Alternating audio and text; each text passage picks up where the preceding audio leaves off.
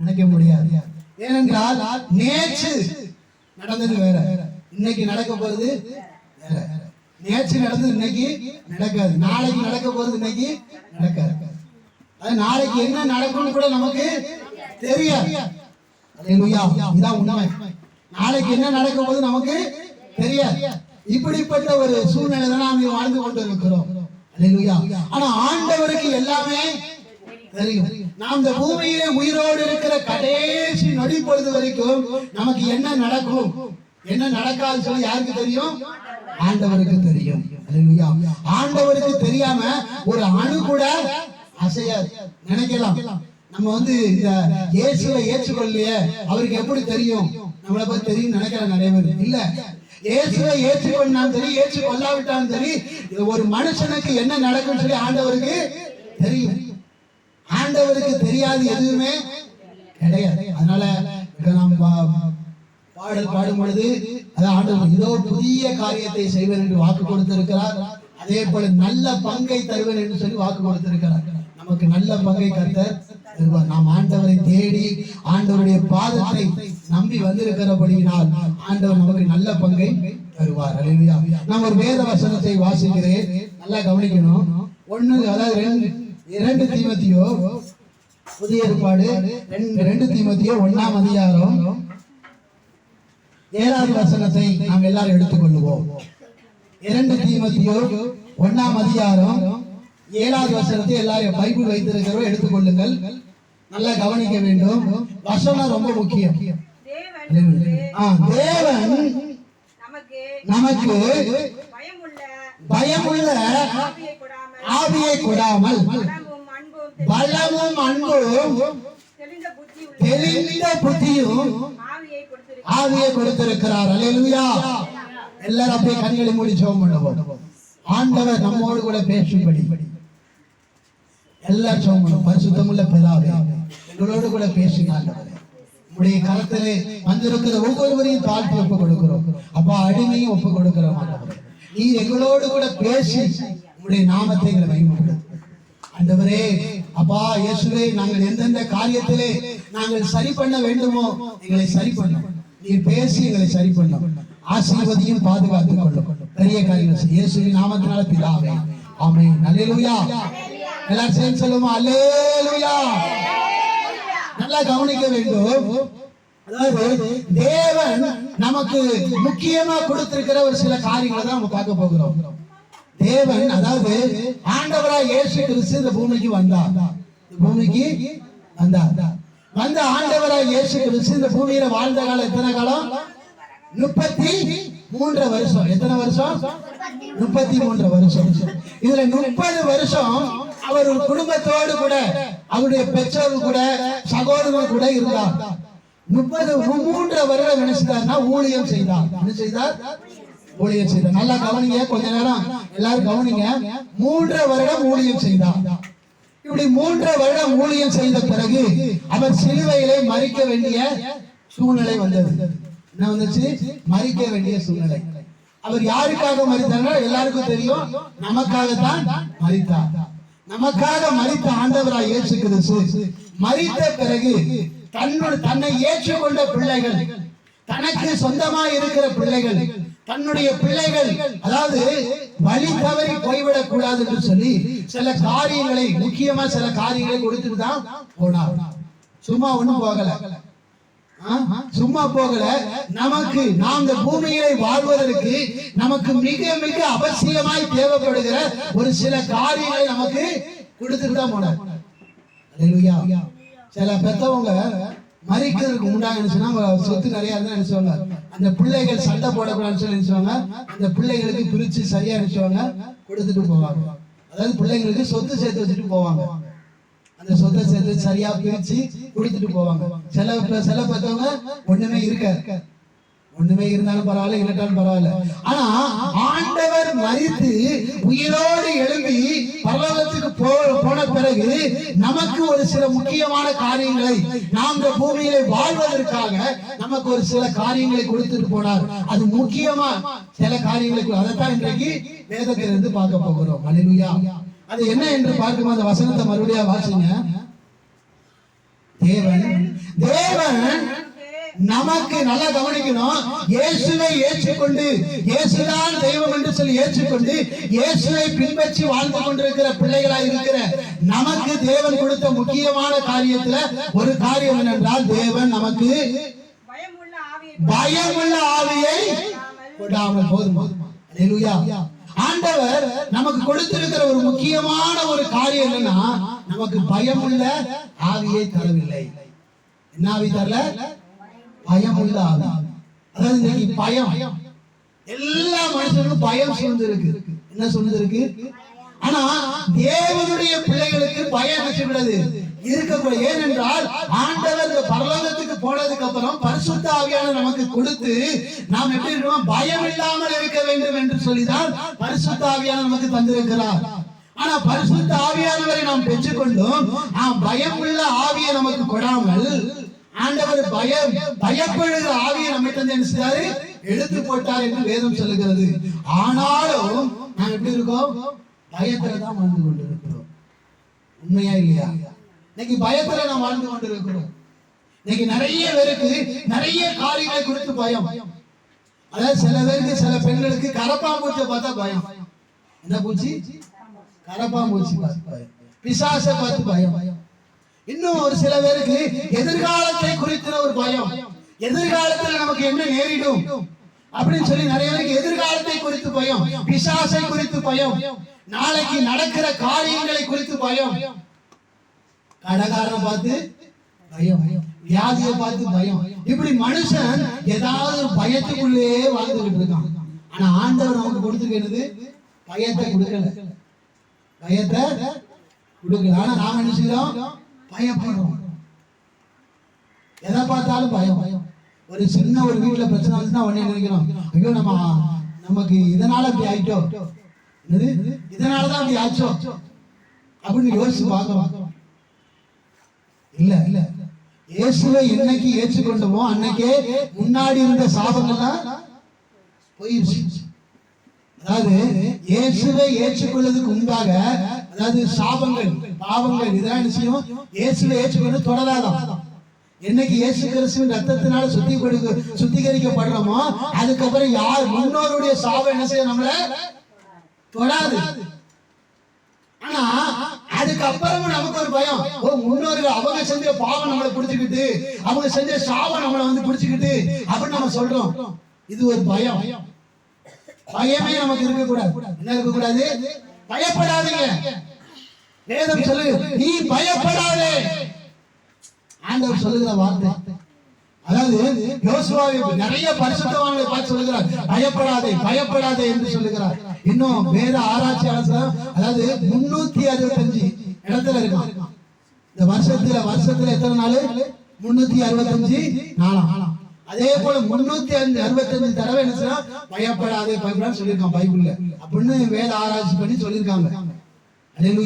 அப்ப ஆண்டவர் உங்களையும் குறித்து என்னையும் குறித்து நமக்கு கொடுத்திருக்கிற முக்கியமான ஒண்ணு என்னன்னா, நாம் பயப்பட கூடாது. எதை குறித்து நமக்கு பயப்படக்கூடாது, பயமே இருக்கக்கூடாது. ஆனா நாம் பயந்து வாழ்றோம். நீங்க எல்லாருடைய வாழ்க்கையில பயம் வந்து சூழ்ந்து கொண்டிருக்கிறது. பயத்திலே நீங்க மனுஷன் வாழ்ந்து பயத்திலே செத்து கொண்டிருக்கிறான். கல்ல கண்டா பயம், மண்ணை கண்டா பயம். நல்லா கவுனிக்க கொஞ்ச நேரம். கல்ல கண்டா பயம், மண்ணை கண்டா பயம், நாயை கண்டா பயம், பேயை கண்டா பயம். ஒரே பயம்தான். பேய் இல்லைன்னு நான் சொல்லல, பிசாசு இல்லைன்னா சொல்லல, எல்லாம் இருக்கு. ஆனா இயேசு கிறிஸ்துவை ஏற்றுக்கொண்ட நம்மளை எதுவும் செய்ய முடியாது.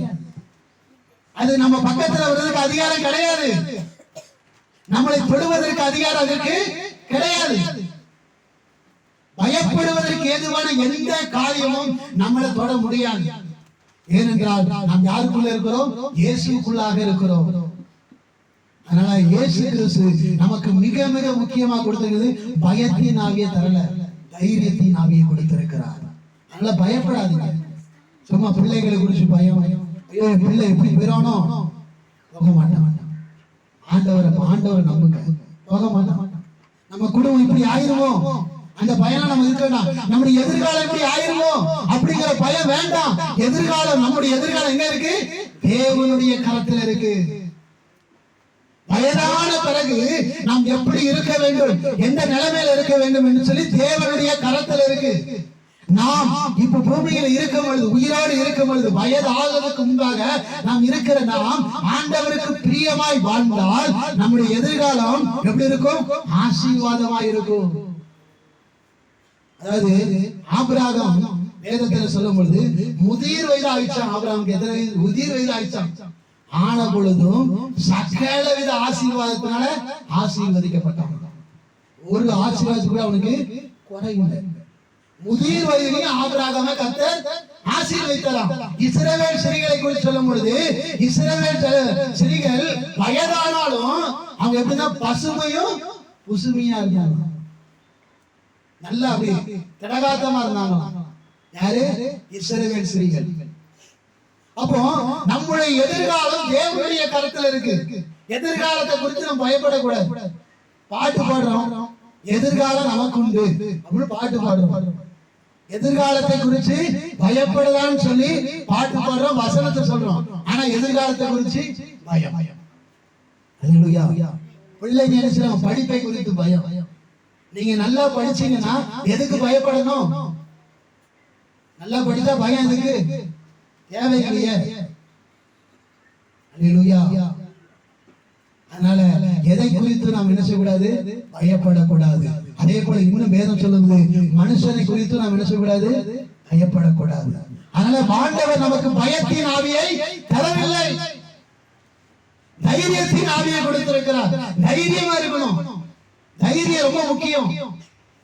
நமக்கு தைரியம் இருக்கா? ஒரு சின்ன ஒரு வியாதி நம்ம தைரியம் வேறுது. ஆண்டவர் நம்மளை விட்டுட்டாரு போல, உடனே நம்ம வார்த்தை அப்படிதான் வருது, ஆண்டவர் விட்டுட்டாரு. அப்படிலாம் நீங்க நிறைய பேர் சொல்றாங்க. இல்ல, ஆண்டவர் விடல. யோபுவை குறித்து பார்க்கும்போது அவனுக்கு வந்த வியாதி, அவனுக்கு வந்த இழப்புகள், அவனுக்கு வந்த நஷ்டங்கள், இதெல்லாம் பார்த்து அவன் பயப்படல. அவன் சொல்றான், என் நேசர் வரும் பொழுது என் 2 கண்களால், என்னுடைய சொந்த கண்கள் ஆண்டவரை பார்ப்பேன். அவ்வளவு நம்பிக்கை, பயப்படல யோபுலாம். யோசுவா, அதாவது மோசே மரித்துட்டாரு. யாரு? மோசே மரிச்சிட்டாரு. இப்போ மோசே மரித்து, அதாவது யோசுவா இடத்துல இஸ்ரவேல் ஜனங்க யோசுவா இடத்துல இருக்காங்க. யார்கிட்ட இருக்காங்க? இப்ப இஸ்ரவேல் ஜனங்களுக்கு வழி நடத்தி யார் நடத்தணும்? யோசுவா நடத்தணும். ஆனா யோசுவா மோசே கூட இருந்து பார்த்திருக்கான், இந்த ஜனங்கள் எப்படிப்பட்ட ஜனங்கன்னு சொல்லி. இந்த ஜனங்களை குறித்து யோசுவாவுக்கு தெரியும். தெரிஞ்சதுனால இந்த ஜனங்களை வழி நடத்தி பயம் வந்துருச்சு. இந்த ஜனங்களை நான் எப்படி நடத்துவது அப்படின்னு சொல்லி பயம். அப்படி பயப்படும் பொழுது யோசுவா பார்த்து சொல்ல, யோசுவாவே நீ பயப்படாதே, மோசையோடு கூட இருந்தது போல நான் உன்னோடு கூட இருப்பேன். நீங்க நிறைய பேர் குடும்பத்தை நடத்த பயப்படுறோம். பயப்படாதீங்க. குடும்பத்தை நடத்திக்கலாம், பயப்படாதீங்க. குடும்பத்தை கர்த்தர் நடத்துவா. அல்லேலூயா. உங்க பிள்ளைகளை கர்த்தர் நடத்துவா. அதனால எதை குறித்து பயப்படாதீங்க. நீங்க செய்ய வேண்டிய காரியம் மரியாதை போல நல்ல பங்கை தெரிந்து கொண்டா போதும். நீங்க எதை குறித்து பயப்பட வேண்டிய அவசியம் இல்ல. நல்ல பங்கை தெரிந்து கொள்ளாவிட்டாதான் பயம். மரியாதை மார்த்தால் அநேக காரியங்களை குறித்து கவலைப்பட்டாலாம். ஆனா இவளுக்கு எந்த கவலையும் இல்லை. யாருக்கு? இவளுக்கு எந்த கவலையும் இல்லை மரியாதைக்கு. ஆனா மார்த்தாளுக்கோ நிறைய கவலை. பிசாசு மனுஷனை இன்னைக்கு, அதாவது என்ன செய்யறாங்க? தந்திரமா மனுஷனை வஞ்சித்து வச்சிருக்காங்க. என்ன தெரியுமா? கவலை. அதுவும் தேவனுடைய பிள்ளைகளை தந்திரமாய் வஞ்சித்தது எதுனா கவலையினால வஞ்சித்து வச்சிருக்கான். கவலைப்படுங்க. பிள்ளையை குறித்து கவலைப்படுங்க, கடனை குறித்து கவலைப்படுங்க, வியாதியை குறித்து கவலைப்படுங்க, எதிர்காலத்தை குறித்து கவலைப்படுங்கன்னு சொல்லி கவலையை கொண்டு வந்து நினைச்சான் நம்மகிட்ட வந்து திணிக்கிறான். நாம நினைச்சோம் அந்த கவலையை பார்த்து ஐயோ இப்படி இருக்க, ஐயோ இப்படி இருக்க அப்படின்னு சொல்லி கவலைப்பட்டு இருக்கோம். வேதம் தெளிவாக சொல்லுகிறது, அவர் உங்கள் கவலைகளை விசாரிக்கிறவரானபடியினால் உங்களுடைய கவலை விஷயமா சோத்திரத்தோடு கூடிய விண்ணப்பத்தினால் தேவனுக்கு தெரியப்படுத்துங்கள். அப்பொழுது எல்லா புத்திக்கும் மேலான தேவ சமாதானம் உங்களுடைய இருதயத்தை ஆளுகை செய்யுமா. ஆனா நாம என்ன செய்யறோம்? கவலைப்பட்டு இருக்கோம். கவலைப்படாதீங்க. கவலைப்படுகிறதுக்கு ஏதுவான ஒரு பிரச்சனை வருதா, ஒரு போராட்டம் வருதா, தேவ சமூகத்துல சொல்லிட்டு போயிருங்க. அந்த கவலை மாறிடும். அது நீங்களே வச்சுட்டு இருந்தா ஒரு பிரயோஜனமும் கிடையாது. கவலை என்ன செய்யும்? பிரஷர் ஆகி, அதாவது பிபி அதிகமாக்கி விட்டுரும். பிபிய அதிகமாகி அவ்வளவுதான், ஒண்ணுமே செய்ய முடியாது. அப்படியே மயக்கம் ஆயிரும். என்ன ஆயிரும்? சுயநலவை இழந்துருவோம். சுயநலவை இழந்து கடைசியில் என்ன செய்வோம்? தவிப்போம். கவலைப்படக்கூடாது. கவலை ஒரு மனுஷன் வியாதிக்கு நேரம் கொண்டு போவோம். கவலைப்படாதீங்க. எதை குறித்து நாம் என்ன கவலைப்படாது. ஏனென்றால் தேவன் நம்மோடு கூட இருக்கிறார். அல்லேலூயா. வானத்தையும் பூமி உண்டாக்கின ஆண்டவராய் இயேசு கிறிஸ்து நம்மோடு கூட இருக்கிறதுனால் அவன் எல்லாவற்றையும் மாற்றுகிற ஆண்டவர், எல்லா தீமையும் நன்மையாய் மாற்றுகிற தேவன் நம்மோடு கூட இருக்கிறபடினால் நாம் எதை குறித்தும் கவலைப்பட வேண்டாம். அல்லேலூயா. அதனால எந்த தீமை குறித்து கவலைப்படாதீங்க. அதனால கவலைப்படாமல் இருக்க வேண்டும். அது மாத்திரமல்ல, பயப்படக்கூடாது. யோசுவா, அதாவது தனக்கு கொடுத்த அந்த ஜனங்களை வழி நடத்துக்கு பயம். நான் எப்படி நடத்த என்று அப்படி பயந்து போய் நிற்கும் பொழுதுதான் ஆண்டவர் சொல்லுகிறார், நீ பயப்படாத, மோசையோடு கூட இருந்தவர்கள் நான் உன்னோடு கூட இருப்பேன். ஏன் கவலைப்படுற? நான் இருக்கேன். ஏன் கவலைப்படுற? ஆண்டவர் சொல்ற, யோசிச்சு பாருங்க அந்த வார்த்தையை, நான் இருக்கேன். எவ்வளவு தைரியமான வார்த்தை பாருங்க.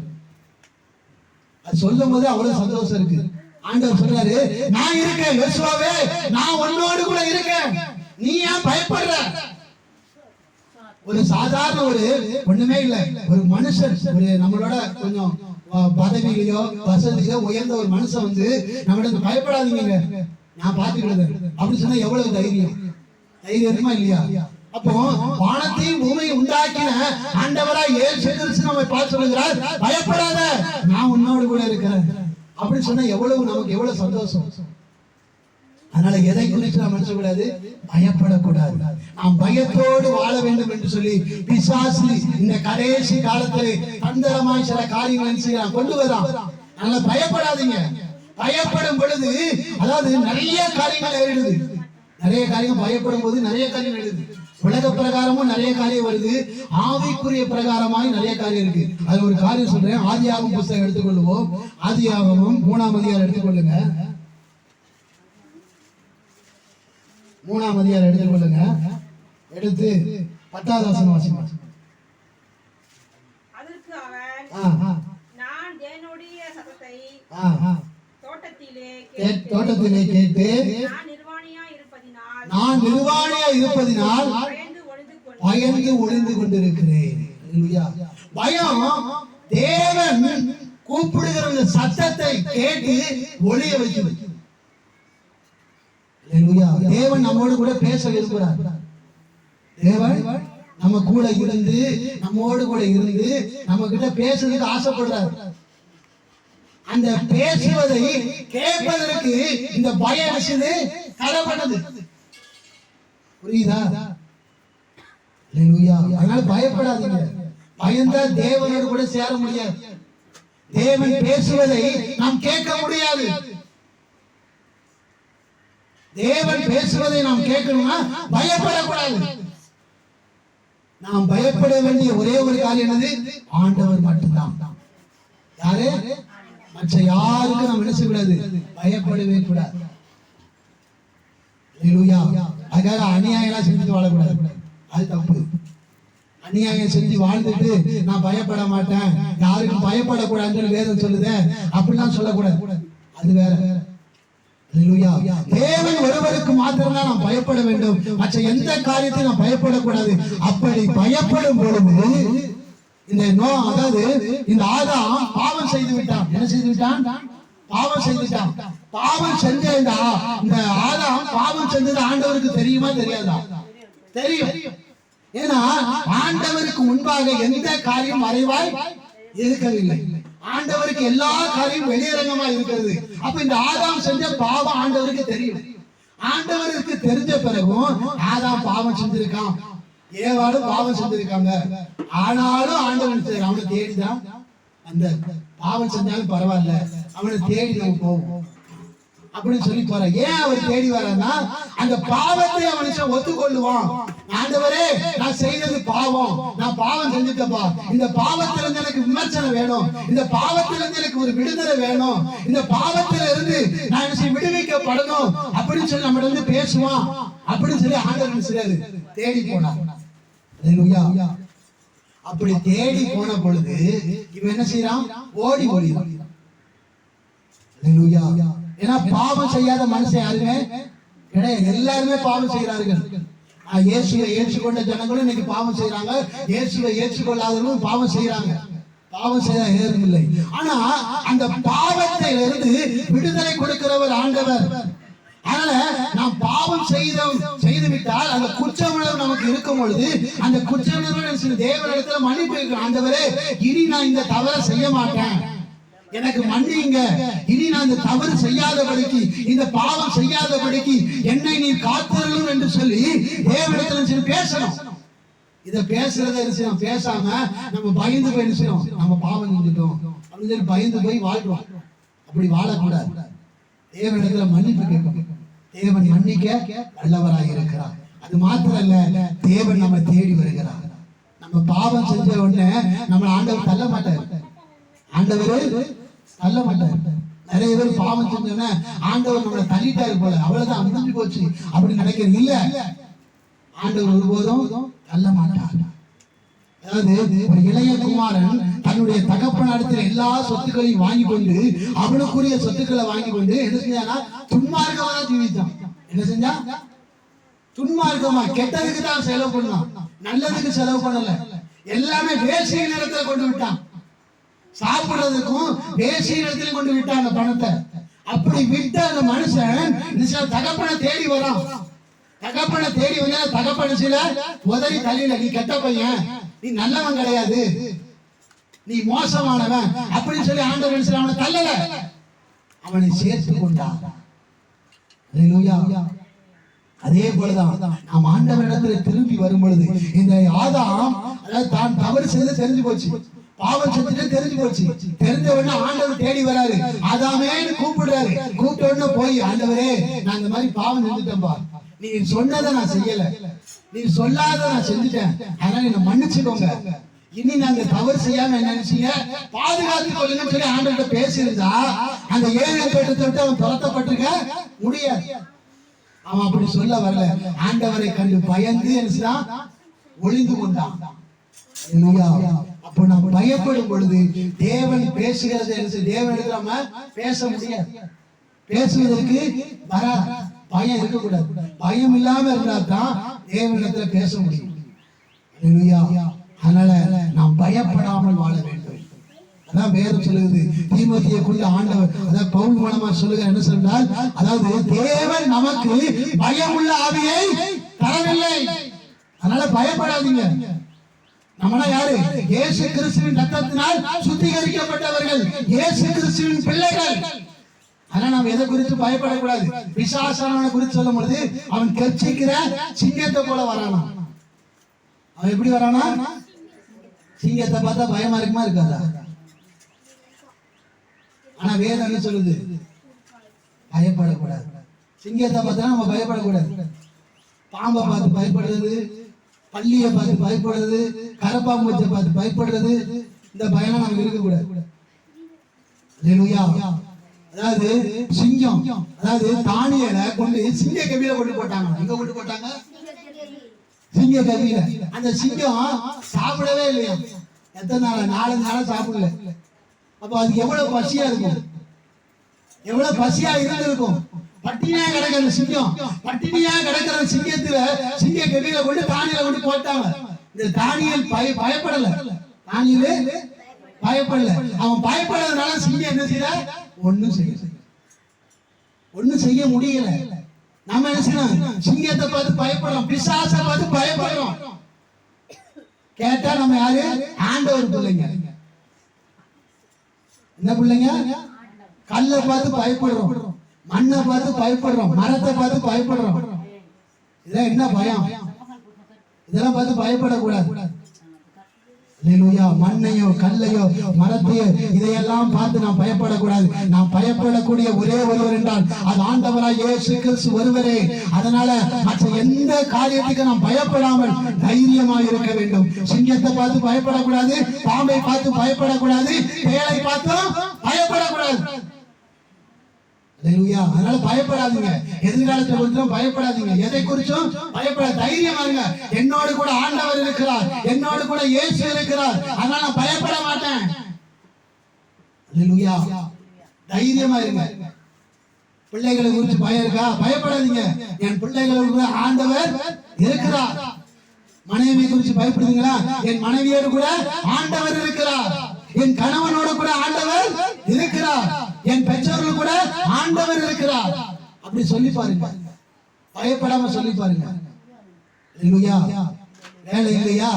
வேலையை தருகிற ஆண்டவர் என்னோடு கூட இருக்கிறார். சம்பளம் கம்மியா இருக்கா? சம்பளத்தை அதிகமாய் தருகிற ஆண்டவர் என்னோடு கூட இருக்கிறார். படிக்கிறதுக்கு அந்த படிக்கிற அந்த அறிவு ஞானம் இல்லையா? ஞானத்தை தருகிற ஆண்டவர் என்னோடு கூட இருக்கிறார். இன்னைக்கு நிறைய பேரு பயந்து தற்கொலை கூட பண்ணிடுறாங்க. தற்கொலை பண்றாங்க. ஈஸியா தற்கொலை பண்ணிட்டு போறாங்க. அதெல்லாம் பண்ணவே கூடாது. அது இயேசு அறிஞ்ச பிள்ளைங்க யாரா இருந்தாலும் சரி, இயேசு அறிஞ்சாலும் அறியாதான் சரி, யாரா இருந்தாலும் தற்கொலை பண்ணவே கூடாது. அது ரொம்ப மோசமானது. என்ன தற்கொலை? ஒரு வாழ்க்கை என்றால் வாழ்வதற்கு வாழ்க்கையில் நிறைய பிரச்சனை வரும், போராட்டம் வரும். அதற்கு முடிவு தற்கொலை கிடையாது. எதிர்த்துதான் போராடணும். இப்போ ஒரு ஆற்றுல போய் குளிக்க போறோம்னா என்ன செய்யணும்? நீச்சல் அடிச்சாதான் முடியும். நீச்சல் அடிக்கலன்னா தாழ்ந்தா போகும். நீச்சல் அடிச்சு பழகணும். அல்லேலூயா. எதிர்த்து போராடணும். இதான் வாழ்க்கை. வாழ்க்கை என்பது ஒரு போராட்டம் தான். ஒவ்வொரு நாளும் ஒவ்வொரு பிரச்சனை வரும். திடீர்னு சின்ன பிள்ளை மூலமா பிரச்சனை வரும், மூத்த பிள்ளையால பிரச்சனை வரும், இளைய பிள்ளையால பிரச்சனை வரும், அப்புறம் மறுநாள் மூத்த பிள்ளையால பிரச்சனை வரும், திடீர்னு கணவர் மூலமா பிரச்சனை வரும், திடீர்னு மனைவி மூலமா பிரச்சனை வரும். இதெல்லாம் பார்த்து பயந்துட்டு இருந்தா வாழ முடியுமா? இதெல்லாம் எதுக்கு போராடணும். அதான் வாழ்க்கை. பாட்டு கூட பாடுறோம், வாழ்க்கை என்பது நல்லது ஒரு போராட்டம். போராடதான் செய்யணும். போராடி மேற்கொள்ள வேண்டும். அதனால கண்டிப்பா தேவ பிள்ளைகளா இருக்கிற நாம் எந்த காரியத்தை குறித்து பயப்படாதீங்க. இந்த தானியல் சிங்கத்தை கொண்டு பயப்படல. தாவீதை குறித்து சொல்லும் பொழுது அவன் வனாந்தரத்தை ஆடு வைத்துக் கொண்டு கரடி வந்துச்சான். என்ன வந்துச்சு? கரடி வந்தா பயப்படல. பயந்திருந்தா ஆட்டுக்குட்டியை தூக்கிட்டு போயிருக்கும். அவன் அந்த தாவீது பயந்திருந்தா அவன் வளர்த்து கொண்டிருக்கிற ஆட்டுக்குட்டிய தூக்கிட்டு போயிருக்கும். அவன் பயப்படாம அந்த கரடிக்கு எதிர்க்கிறதுனால ஆட்டுக்குட்டியை பிடிச்சிருக்கான். அல்லேலூயா. அதனால இன்னைக்கு நிறைய பேர் சபை வைத்திருக்கிறவர்கள், ஐயோ என்னுடைய ஆத்துமாக்கு அந்த சபைக்காரன் திருடுவானோ இந்த சபைக்காரன் திருடுவான்னு சொல்லி அந்த பயத்துல இருக்காங்க. இல்ல, யாரும் திருட முடியாது. நாம் தைரியமா இருந்தா என்னோடு கூட இயேசு இருக்கிறாருன்னு சொல்லி அந்த தைரியம் எந்த சபைக்காரனும் எந்த சபை விசுவாசியும் தூக்க முடியாது. அந்த எந்த சபைக்கு யாராரு போகணுமோ அந்த சபைக்கு தான் ஆண்டவர் நியமிச்சு வச்சிருக்கிறார். அவங்க அந்த சபைக்கு தான் போவாங்க. ஏன் ஆட்டுக்குட்டி அவங்க தூக்கிட்டு போறாங்களா இவங்க தூக்கிட்டு போறாங்களா அந்த பயம் நமக்கு வேண்டவே வேண்டாம். அல்லேலூயா. ஆனா எதை குறித்து நாம் நினைச்சுகளை பயப்படக்கூடாது. ஊழியத்தை குறித்தோ எந்த காரியத்தை குறித்தோ உலக பிரகாரமான எந்த காரியத்தை குறித்து நாம் பயப்படக்கூடாது. ஆவிக்குரிய விஷயத்திலையும் பிசாசு கொண்டு வருகிற எந்த காரியத்தை குறித்தும் நாம் பயப்படக்கூடாது. நாம் பயப்பட வேண்டிய ஒரே ஒரு காரியம் என்றால் இயேசு கிறிஸ்து ஒருவருக்கு. அல்லேலூயா. இயேசு கிறிஸ்துவுக்கும் இயேசு கிறிஸ்துவால் சொல்லப்பட்ட இந்த வேத வசனத்துக்கும் தான் நம்ம நினைச்சோம் பயப்படும். வேற எதுக்குமே நம்ம நினைச்ச கூடாது, பயப்படக்கூடாது. அல்லேலூயா. அப்போ ஆண்டவர் உயிர் தெழுந்த போன பிறகு ஆண்டவர் நமக்கு கொடுத்த மிக மிக முக்கியமான காரியத்துல ஒண்ணு என்னன்னா பயம் நமக்கு இருக்கக்கூடாது. இரண்டாவது வாசகம் அடுத்த காரியத்தை நாம் பார்ப்போம். அதான் 2 தீமோத்தேயு 1ஆம் அதிகாரம் 7வது வசனம். ஆகையால்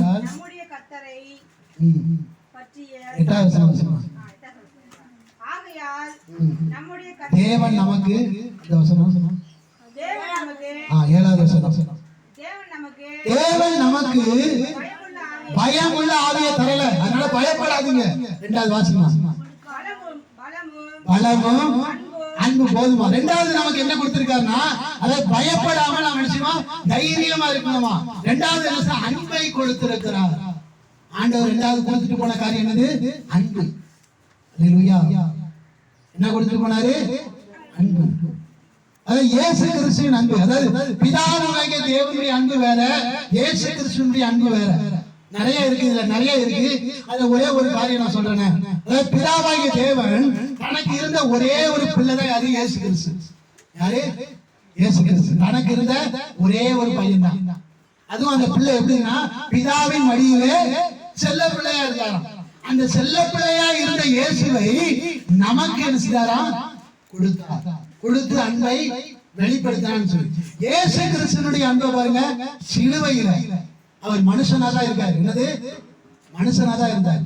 அவர் தேவனா இல்ல. இயேசு கிறிஸ்து தேவனா இல்லாமல் மனுஷனா இருந்தார். நம்மை போல பாடுள்ள ஒரு மனுஷனா தான் இயேசு கிறிஸ்து இருந்தார். அந்த இயேசு கிறிஸ்து சிலுவையில தன்னுடைய 2 கைகளையும் யாருக்கு கொடுத்தார்? நமக்கு கொடுத்தார். தன்னுடைய 2 கால்களையும் யாருக்கு கொடுத்தார்?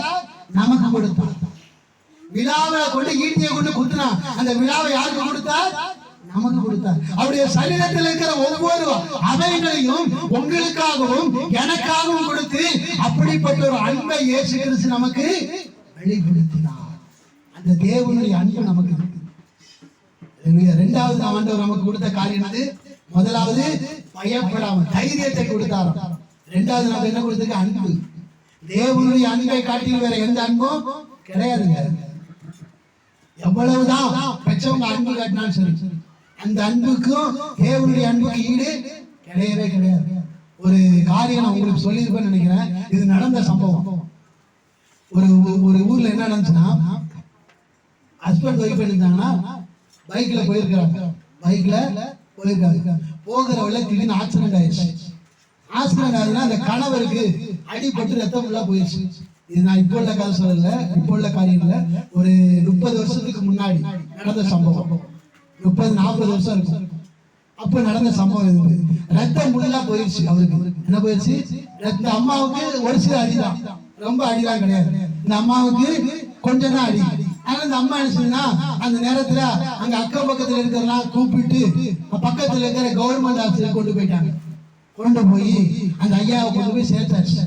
சேர்த்த உடனே அந்த அம்மா அவங்க பிள்ளைங்களுக்கு போன் போட்டு, இந்த மாதிரி ஆக்சிடென்ட் ஆயிட்டுப்பா, அதனால அப்பாவுக்கு ஆக்சிடென்ட் ஆகி ஆக்சிடென்ட் சேர்த்துருக்கேன், சீக்கிரமா வாங்கன்னு சொல்லி புறப்பட்டு வர சொல்லிட்டாங்க. வர சொல்லிட்டு இங்க டாக்டர் இடத்துல ட்ரீட்மெண்ட் போயிட்டு இருக்கு. டாக்டர் சொல்றாரு, ரத்தம் இல்லைங்க, ரத்தம் ஃபுல்லா போயிருச்சு. நாங்களும் முயற்சி பண்றோம், நீங்க நினைச்சீங்க முயற்சி பண்ணுங்க, முயற்சி பண்ணி ரத்தம் கொடுத்தாதான் அவர் நினைச்ச முடியும், உயிர் பழைக்க செய்ய முடியும் அப்படின்னு சொல்லி டாக்டர் சொல்லிட்டாரு. சொன்ன உடனே இந்த அம்மாவுக்கு, அதாவது அப்போ ரத்தம் கொடுக்க பயப்படுவாங்க. ஒரு 30-40 வருஷத்துக்கு முன்னாடி இப்ப ரத்தம், அதாவது ரத்தம் கொடுத்தா ரத்தம் வரதான் செய்யுமா. ஆனா அப்பெல்லாம் அப்படிலாம் தெரியாது. ரத்தம் கொடுக்கறதுனாலே பயப்படுவாங்க. ஐயோ ரத்தம் கொடுக்கணுமா அப்படின்னு சொல்லி பயப்படுற ஒரு காலம் தான் அப்போ. அப்படிப்பட்ட காலம் தான் இது. அந்த அப்படி இருக்கும் பொழுது அந்த அம்மா தன்னுடைய ரத்தத்தை கொடுக்க, ஐயோ ரத்தம் கொடுக்க என்னால முடியாது. அந்த அம்மா பயந்து போய் ரத்தம் கொடுக்கல வீட்டுக்காரருக்கு. அது அந்த குரூப்பா என்னன்னு தெரியாது. ஆனா அந்த அம்மா என்னுடைய குரூப்பை பாருங்க, ரத்தம் ஒன்றா இருக்கான்னு சொல்லி பாருங்கன்னு சொல்லி கூட சொல்லல. ரத்தம் கொடுக்கணுமா அப்படின்னு சொல்லி அந்த அம்மா ஒண்ணுமே சொல்லாம அது பாட்டு தயங்கி போய் நிக்குது. பிள்ளைங்க வந்தாங்க. பிள்ளைங்க வந்த இடத்துல சொல்றாங்க, இந்த மாதிரி அப்பாவுக்கு ரத்தம் கொடுத்தாதான் அப்பா பிழைப்பாராம், என்ன செய்ய தெரியல, அதனால ரத்தம் கொடுக்கணுமா. ரத்தமா என்னால முடியாது. பிள்ளைங்களும் முன் வரல, மனைவியும் ரத்தம் கொடுக்க பயம். ரத்தம் கொடுத்தா வீட்டுக்காரர் பழச்சிருவாரு. ஒருவேளை அந்த ரத்தம் ஒரு போல இருந்துச்சுன்னா பழச்சிருவாரு. ஆனா ரத்தம் கொடுக்க முன் வரல. கடைசியில ரத்தம் இல்லாம அந்த அவரு இறந்து போய்விட்டார். ஆனா ஆண்டவராய் இயேசு கிறிஸ்து உங்களை என்னையும் எனக்கு அவருக்கு நாம ஒரு சொந்த பிள்ளைங்க கிடையாது, அந்நிய பிள்ளைகள். நீங்களும் நானும் அவருக்கு சொந்தக்காரங்களாம் கிடையாது, அந்நியர். அப்படிப்பட்ட அந்நியரா இருந்த நமக்காக அவருடைய 2 கைகளையும் நமக்காக கொடுத்தார், 2 கால்களையும் நமக்காக கொடுத்தார். அவருடைய சரீரத்தில் காணப்பட்ட ஒவ்வொரு அவயங்களையும் நமக்கு சொந்தமாய் நமக்காகவே ஒப்பு கொடுத்தார். எவ்வளவு பெரிய பாக்கியம்! அப்படி அன்பை நமக்காகவே அவர் கொடுத்தார். அப்படிப்பட்ட அன்பு நமக்குள்ள இருக்குங்க. அந்த அன்பு இயேசு கிறிஸ்துவினுடைய அன்பு நம்மகிட்ட இருக்கு. என்ன இருக்கு? முதலாவது நமக்கு என்ன தைரியத்தை கொடுக்கிறார். இரண்டாவது என்ன கொடுக்கிறாரு? இயேசு கிறிஸ்துவினுடைய அன்பு நமக்குள்ளதான் இருக்கு, வேற எங்கேயும் இல்ல. அல்லேலூயா. அப்போ இயேசு கிறிஸ்துவினுடைய அன்பு உள்ளவர்களா நாம் இருக்கிறோம். எவ்வளவு பெரிய ஆசீர்வாதம் தெரியுமா இது? நீங்க நிறைய பேருக்கு இந்த ஆசீர்வாதம் இல்ல. இயேசு கிறிஸ்துவினுடைய அன்பு நிறைய பேருக்கு இல்ல, நிறைய கோடீஸ்வரர்களுக்கு கிடையாது. ஆனா இன்றைக்கு நமக்கு கிடைச்சிருக்கு. எவ்வளவு பெரிய பாக்கியம். ஆனா இந்த அன்பை நம்ம அலட்சியம் பண்றோம், அசட்டை பண்ணுறோம். இந்த அன்பை அலட்சியம் பண்றோம், அசட்டை பண்றோம். அப்படிதான் நீங்க நம்ம இருக்கிறோம். நமக்காக அவர் ரத்தத்தையே கொடுத்து ஜீவனையே கொடுத்தார். அவ்வளவு அன்பை காட்டினார் இயேசு கிறிஸ்து. ஆனா அந்த அன்பை பெற்றிருக்கிற நாம் அந்த அன்பை அலட்சியமா எண்ணிக்கொண்டு, அற்பமா எண்ணிக்கொண்டு, அசட்டை பண்ணி கொண்டு காணப்படுகிறோம். அதனால அந்த அன்பை ருசித்து பாருங்க. அந்த அன்பு நமக்குள்ள இருக்கு, அந்த அன்பை நாம் பெற்றிருக்கிறோம். அதனால இப்படி இரண்டாவது நமக்கு தேவன் கொடுத்த இரண்டாவது முக்கியமான காரியம் அன்பு. தேவனுடைய அன்பு நமக்குள்ள இருக்கு. ஆனா பரிசுத்த ஆவியானவர் குறித்து சொல்லும்போது உங்களுடைய இருதயங்களை தேவ அன்பை ஊற்றிருக்கிறார். பரிசுத்த ஆவியா இருக்கிற தேவ அன்பு. தேவ அன்புனா பரிசுத்த ஆவி. பரிசுத்த ஆவியை நமக்கு தந்திருக்கிறார் என்று வேதம் சொல்லுகிறது. அதனால தேவ அன்பு உள்ளவர்களா நாம் இருக்கிறோம். நம்முடைய இருதயத்துல என்ன அன்பு இருக்கு? தேவ அன்பு இருக்கு. என்னைக்கு இயேசுவை ஏற்றுக்கொண்டோமோ அன்றைக்கே நம்முடைய இருதயத்துல என்ன அன்பு இருக்கு? சுபாவ அன்புலாம் கிடையாது. சுபாவ அன்புலாம் இருக்கு, இல்லைன்னு சொல்ல. அதை நாம் வெளிப்படுத்த கூடாது. தேவ அன்பு நம்முடைய இருதயத்தில் இருக்கிறதுனால தேவ அன்பை தான் நம்ம நினைச்சோம் வெளிப்படுத்த வேண்டும்.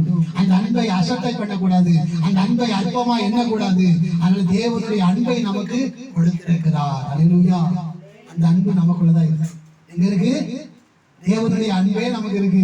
நம்ம என்ன சொல்றோம்? சரி, என்ன அவங்க அன்பு காட்டலையே, என் பிள்ளை என் மேல அன்பாவே இல்லை, என் வீட்டுக்காரி என் மேல அன்பாவே இல்லை, இப்படித்தான் நம்ம சொல்றோம். தேவன் அன்பா இருக்கார, தேவனுடைய அன்பே நமக்கிட்ட இருக்கு. நம்ம அதெல்லாம் விட்டுறோம்.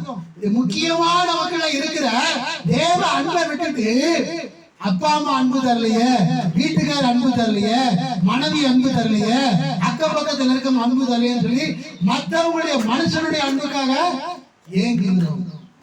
அல்லேலூயா.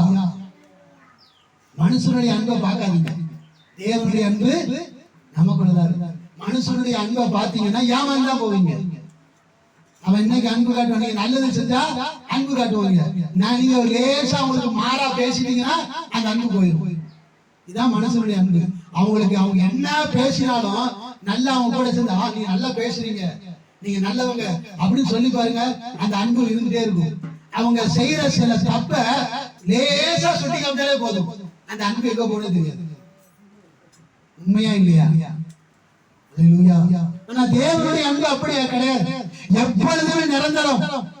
இந்த பூமியில நாம் உயிரோடு இருக்கிற கடைசி நொடிப்பொழுது வரைக்கும் தேவனுடைய அன்பு நம்மை விட்டு மாறவே மாறாது. ஆனா மாறாத அன்பா இருக்கிற அந்த இயேசு கிறிஸ்துவின் அன்பு நமக்குள்ள இருக்கிறதுனால நாம் என்ன செய்யணும்? நமக்கு அந்த அன்பு நமக்குள்ள இருக்கிறனால மாறுகிற அன்பை நாம் என்ன செய்யக்கூடாது? தேடக்கூடாது. மாறுகிற அன்பை தேடிக்கிட்டு அதுக்காக நாம் பிரயாசப்பட்டுக்கிட்டுலாம் இருக்கக்கூடாது. அதுதான் தேவன் அன்பு தான் மாறாத அன்பு. அல்லேலூயா. அந்த அன்பு நமக்குள்ள இருக்கு, மாறாத அன்பு நமக்குள்ள இருக்கிறது. அப்படிப்பட்ட ஒரு முக்கியமான ஒரு காரியத்தை கர்த்தர் நமக்கு கொடுத்திருக்கிறார். அல்லேலூயா. இதை காட்டிலும் வேற ஆசீர்வாதம் நமக்கு தேவையில்லை, நமக்கு வேண்டாம். இந்த ஆசீர்வாதம் பெருசுங்க. இந்த ஆசீர்வாதம் எங்க கொண்டு போய் சேர்க்கும்? பரலோகத்துக்கு சேர்க்கும். இந்த அன்பு தான் நம்ம எங்க கொண்டு போய் சேர்க்கும்? பரலோகம் சேர்க்கும்.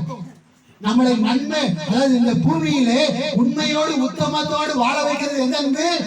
இயேசு கிறிஸ்துவினுடைய அன்புதான். மற்றவங்களுடைய அன்பு நம்ம கிட்ட இருந்ததுன்னா இந்த பூமியில நம்ம உண்மையாய் உத்தமமாய் வாழ முடியாது. ஆனா இயேசு கிறிஸ்துவினுடைய அன்பு நம்மளுக்குள்ள இருக்கும் பொழுது இந்த பூமியிலே நாம் உண்மையோடு வாழ்வோம், உத்தமமாய் வாழ்வோம், நேர்மையாய் வாழ்வோம். இதை காட்டில ஒரு ஆசீர்வாதம் இருக்கா? கிடையாது. அதனால அப்படிப்பட்ட ஒரு அன்பை தான் கர்த்தர் நமக்கு தந்திருக்கிறார். கடைசியா ஒன்று சொல்லி முடிக்கிறேன், அந்த வசனத்தை வாசி. தேவன் நமக்கு பயமுள்ள ஆவியை கொடாமல் பயமுள்ள ஆவியை கொடாமல் பலமும் அன்பும் தெளிந்த புத்தியை கொடுத்திருக்கிறார். போதும். ஆண்டவர் இந்த பூமியில இருந்து அதை பரலோகத்துக்கு போகும் பொழுது நமக்கு கொடுத்த முக்கியமான காரியம் இது. பயத்தோடு நாம் வாழ கூடாது, தைரியமாய் வாழ வேண்டும். இரண்டாவது, தேவ அன்பை நமக்கு கொடுத்தார். ஏனென்றால் இந்த பூமியிலே உண்மையோடு நேர்மையோடு உத்தமத்தோடு வாழ்வதற்காக. அல்லேலூயா. கடைசியாக சொல்லுது தெளிந்த புத்தி. என்ன புத்தி? தெளிந்த புத்தியை நமக்கு கொடுத்திருக்கிறார். என்ன புத்தியானா? தெளிந்த புத்தி இருக்கா நமக்கு? யோசித்து பாருங்க. புத்தியில தெளிவு இருக்கணும். கடந்த வாரம் மனசை பத்தி பார்த்தோம். நம்முடைய மனம் இருமனமா இருக்கக்கூடாது அப்படின்னு சொல்லி பார்த்தோம். அதே போலதான் நம்முடைய புத்தி தெளிவா இருக்கணும், தெளிவில்லாம இருக்கக்கூடாது. ஏன் தெளிவில்லாம இருக்கக்கூடாது என்று சொன்னா, அந்த ஆதியாகமம் புத்தகம் எடுத்துக்கொள்வோம். ஆதியாகமம் 3ஆம் அதிகாரம், அதே அதிகாரத்தை எடுத்துக்கொள்வோம். 3ஆம் அதிகாரம்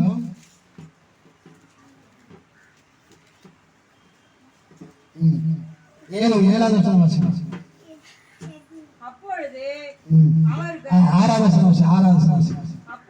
நல்ல கவனிங்க. தெளிந்த புத்தி நமக்கு ஏன் வேணும்?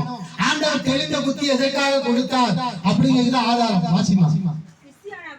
சிறியானவள் அந்த விருட்சம் தித்திக்கும் புசிக்கும் நல்லதும் பார்வைக்கு இன்பமும் புத்தியை நல்லா கவனி. புத்தியை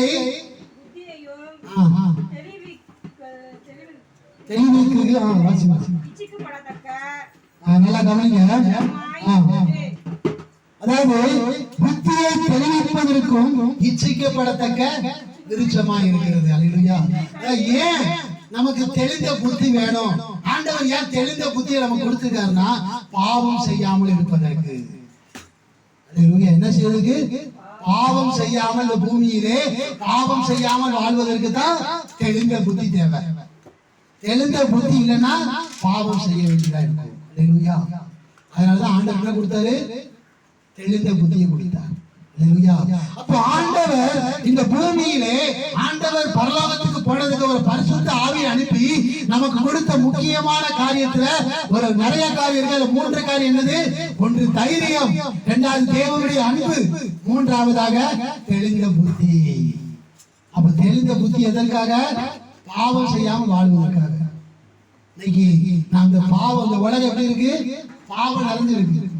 இந்த உலகம் பாவம் நிறைஞ்சிருக்கு. எங்க போனாலும் பாவம் தான். வேலை பார்க்கிற இடத்துக்கு போனா பாவம், ஸ்கூலுக்கு போனா பாவம், காலேஜுக்கு போனா பாவம், நம்ம சுத்தி பார்ப்பதற்காக ஒரு இடத்துக்கு போவோம், அங்க போனாலும் பாவம், வீட்டுக்கு வந்தாலும் பாவம்.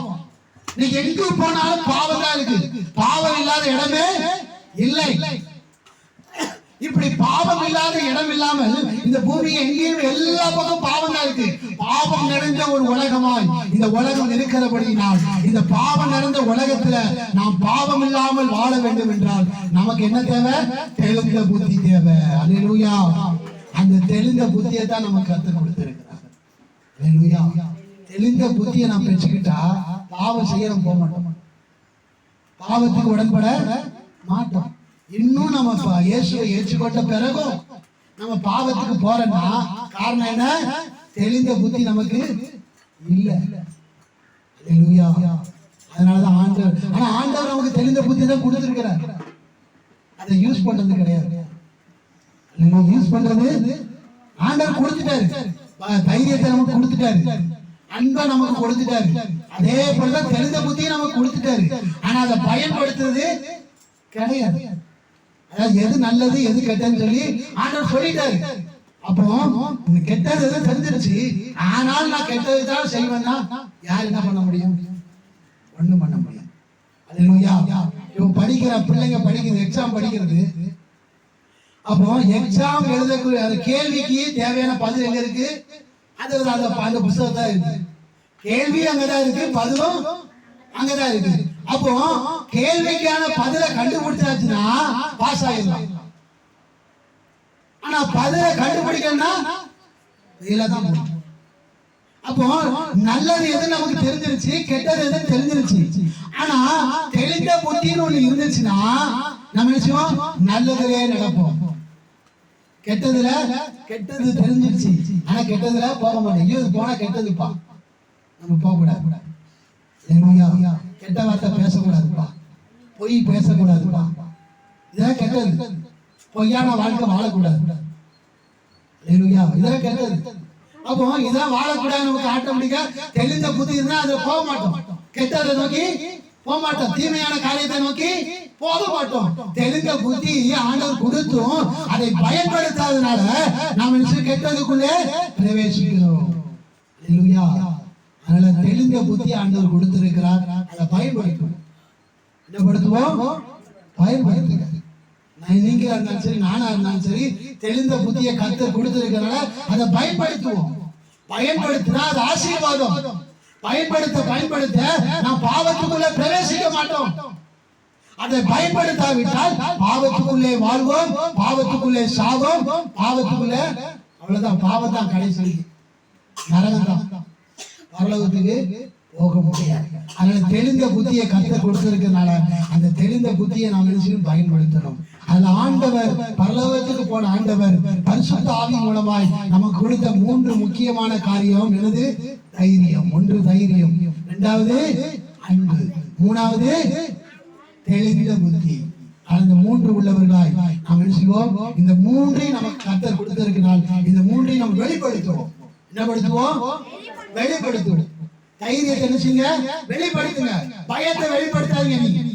நீங்க பயத்தை வெளிப்படுத்த வேண்டாம். எதிர்காலத்தை குறிச்சுனா பயப்பட, தைரியமா பேசுங்க.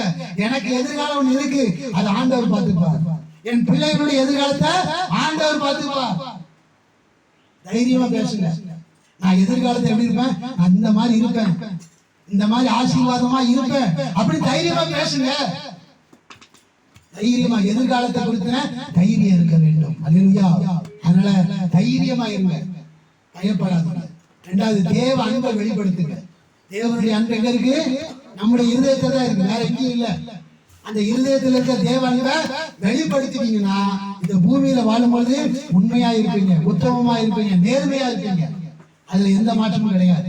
3வதாக தெளிந்த புத்தியை வெளிப்படுத்தியாச்சுன்னா பாவம் நமக்குள்ள, நாம் மனுஷனா இருந்தாலும் பாவம் நமக்குள்ள வரவே வராது. அல்லேலூயா. யோசேப்பு வாலிப பையன். யாரு? வாலிப பையன் தான். வாலிப பையன் முன்னாடி யாரு இருக்காருன்னா போத்திபாருடைய மனைவி. யாரு? இன்னொருத்தருடைய மனைவியா இருக்கிற போத்திபார் மனைவி வந்து அந்த வாலிபனா இருக்கிற அந்த அந்த யோசேப்பிடத்துல வந்து அந்த பேசும் பொழுது அவன் என்ன செய்யறான்? இந்த தேவனுக்கு விரோதமான பாவத்தை நான் செய்ய மாட்டேன் அப்படின்னு சொல்லி உதறி தள்ளி விட்டு அந்த யோசேப்பு என்ன செய்யறான்? ஓடி போன. இதான் தெளிந்த புத்தி. இந்த தெளிந்த புத்தி நம்ம வெளிப்படுத்திட்டோம்னா பாவம் நம்மள சேரவே சேராது. அதனால தெளிந்த புத்தியை வெளிப்படுத்துவோம். இந்த 3 காரியத்தை கர்த்தர் கொடுத்திருக்கிறார். இந்த 3 காரியத்தை நாம் வெளிப்படுத்துவோம். கர்த்தர் நம்மை ஆசீர்வதிப்பார். எல்லாரும் ஒப்பு கொடுப்போம். ஆண்டவரே, நீ தந்த அன்பை நான் வெளிப்படுத்தணும்பா. நீ தந்த தெளிந்த புத்தியை நான் வெளிப்படுத்தணும் ஆண்டவரே. நீர் எனக்கு தந்த அவன் தைரியத்தை நான் வெளிப்படுத்தணும் ஆண்டவரே என்று சொல்லி ஒப்பு கொடுங்க. அல்லேலூயா, அல்லேலூயா. அந்த இருக்கிற தேவ ஜனமே எல்லாரும் ஒப்பு கொடுங்க. சின்ன பிள்ளைகள் இருந்து பெரிய பிள்ளைங்க, பெரியவங்க வரைக்கும் எல்லாரும் ஒப்பு கொடுங்க. ஆண்டவரே, நீர் கொடுத்த ஆமென் தைரியத்துக்காக ஸ்தோத்திரம், நீர் கொடுத்த அன்புக்காக ஸ்தோத்திரம், நீர் கொடுத்த தெளிந்த புத்திக்காக ஸ்தோத்திரம். இந்த 3ஐயும் நாங்கள் இந்த நாளில் வெளிப்படுத்த நீர் எனக்கு கிருபை செய்யும். எல்லாரும் ஒப்பு கொடுங்க. ஆண்டவரே, இந்த 3 காரியத்தையும் நான் எல்லா சூழ்நிலையும் வெளிப்படுத்திருப்பா. நான் எல்லா சூழ்நிலையும் தைரியமா இருக்க, என் தைரியத்தை வெளிப்படுத்த, எனக்குள்ள இருக்கிற அன்பை வெளிப்படுத்த, எனக்குள்ள இருக்கிற தெளிந்த புத்தியை வெளிப்படுத்த எனக்கு கிருபை செய்யுங்க சொல்லி ஒப்பு கொடுங்க. எல்லாரும் ஒப்பு கொடுங்க. நிச்சயமாகவே ஆண்டவர் செய்வார். இந்த காலங்களில் ஒப்பு கொடுங்க, ஒப்பு கொடுங்க. எல்லாரும் ஒப்பு கொடுங்க. ஆண்டவரே, அப்பா, நீ கொடுத்த தைரியத்தை நான் வெளிப்படுத்துறேன் ஆண்டவரே. நீர் கொடுத்த, எனக்கு கொடுத்த அன்பை வெளிப்படுத்தும் ஆண்டவரே. நீர் எனக்கு கொடுத்த தெளிந்த புத்தியை நான் வெளிப்படுத்த எனக்கு கிருபை செய்யும். அந்த ஏவாளை போல காணப்படக்கூடாது ஆண்டவரே. அப்பா இயேசுவே, நீ கொடுத்த தெளிந்த புத்தியை வெளிப்படுத்தாம நான் இருக்க கூடாது ஆண்டவரே என்று சொல்லி ஒப்பு கொடுங்க. நீர் கொடுத்த தைரியத்தை நான் வெளிப்படுத்தாமல் வாழக்கூடாது ஆண்டவரே என்று சொல்லி ஒப்பு கொடுங்க. நீர் எனக்கு கொடுத்த அன்பை, உங்களுடைய அன்பை நான் வெளிப்படுத்தாமல் இந்த பூமியில வாழக்கூடாது என்று சொல்லி ஒப்பு கொடுங்க. ஒப்பு கொடுங்க. நிச்சயமாய் கர்த்தர் உங்களை இந்த நாளிலிருந்து, இந்த நொடி பொழுதிலிருந்து கர்த்தர் தேவனுடைய அன்பை வெளிப்படுத்த கிருபை செய்வார். தேவன் கொடுத்த தைரியத்தை வெளிப்படுத்த கிருபை செய்வார். தேவன் கொடுத்த தெளிந்த புத்தியை வெளிப்படுத்த கிருபை செய்வார். எல்லாரும் ஒப்பு கொடுப்போம். ஆண்டவரே ஒப்பு கொடுங்க. நானா இருந்தாலும் சரி, நீங்களா இருந்தாலும் சரி, ஒப்பு கொடுங்க. இந்த பூமியில நான் வாழ்கிறது கொஞ்ச காலம்தான். ஆண்டவருக்கு உண்மையாய் வாழ்வோம். ஆண்டவருக்கு உண்மையை வாழ்வோம். ஒரு மரியாள் நல்ல பங்கை பெற்றுக் கொண்டது போல நீங்களும் நானும் நல்ல பங்கை பெற்றுக் கொள்ளுவோம். ஒரு மார்த்தாளை போல அல்ல, ஒரு மரியாளை போல நல்ல பங்கை பெற்றுக் கொள்ளுவோம். நீங்களும் நான் அந்த பரலோக ராஜ்யத்துக்கு பிரவேசிக்க வேண்டும். ஆண்டவராய் இயேசு கிறிஸ்து நம்மை தேடி வரப்போகிறார். மணவாளனா இருக்கிற ஆண்டவராய் இயேசு கிறிஸ்து மணவாட்டியா இருக்கிற உங்களையும் என்னையும் தேடி வரப்போகிறார். தேடி வரும் பொழுது அவரோடு கூட அந்த பரலோக ராஜ்யத்துக்குள்ள பிரவேசிப்பதற்கு நிச்சயமாகவே தேவனுடைய அன்பை வெளிப்படுத்த வேண்டும். தேவன் நமக்கு தந்த தெளிந்த புத்தியை நாம் வெளிப்படுத்த வேண்டும். தேவன் நமக்கு தந்த தைரியத்தை நாம் வெளிப்படுத்த வேண்டும். ஒப்பு கொடுங்க, ஒப்பு கொடுங்க, ஒப்பு கொடுங்க. ஹல்லேலூயா, ஹல்லேலூயா. இயேசுவே கிருபை செய்யுங்க, இயேசுவே கிருபை செய்யுங்க. ஹல்லேலூயா, ஹல்லேலூயா, ஹல்லேலூயா. இயேசுவே உமக்கு நன்றி, நன்றி, நன்றி, நன்றி, நன்றி ஆண்டவரே. கடந்ததை நினைத்து கலங்காதே, நடந்ததை மறந்து விடு.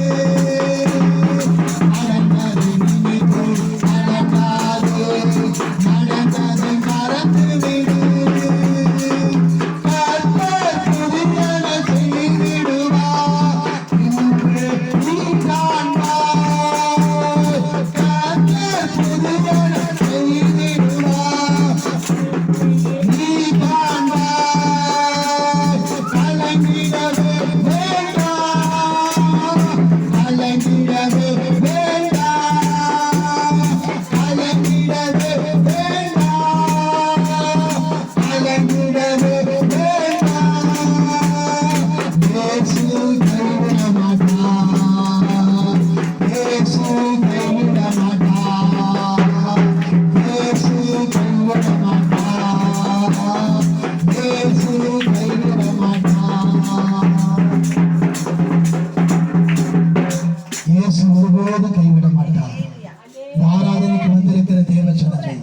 இயேசு ஒருபோதும் உங்களை கைவிட மாட்டார்.